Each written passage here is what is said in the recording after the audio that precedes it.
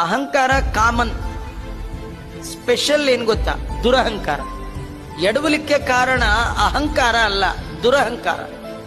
ಅಹಂಕಾರ ಅಂದ್ರೆ ನಾನು ಅಂತ, ದುರಹಂಕಾರ ಅಂದ್ರೆ ನಾನೇ ಅನ್ನೋದು. ನಾನು ಅದಿರ್ಬೇಕಾದ್ದು, ಆದ್ರೆ ನನ್ ಬಿಟ್ಟಿಲ್ಲ, ನಾನೇ ಮಾಡೋದು, ನಂದೇ ಇದೆಯಲ್ಲ, ಈ ನಾನೇ ಇದೆಯಲ್ಲ, ಇದು ದುರಹಂಕಾರ. ಈ ದುರಹಂಕಾರ ಅನ್ನುವ ದೈತ್ಯ ಸಜ್ಜನನನ್ನು ಕೂಡ ಬೀಳಿಸ್ಬಿಡುತ್ತೆ. ಹಾಗಾಗಿ ನಮಗೆ ಬರಬಹುದಾದ ಇಂಥ ಅಹಂಕಾರ, ಮಮಕಾರ, ದುರಹಂಕಾರಗಳು ತಡೆ ಆಗಬೇಕಂದ್ರೆ ದೇವರ ದಯ ಬೇಕು.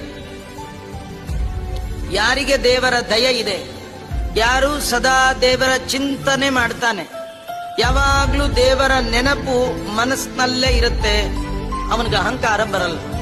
ಅಹಂಕಾರವೇ ಬರದೇ ಇದ್ಮೇಲೆ ದುರಹಂಕಾರ ಬರ್ಲಿಕ್ಕಂತೂ ಸಾಧ್ಯವೇ ಇಲ್ಲ. ಹಾಗಾದ್ರೆ ಸದಾ ಭಗವಂತನ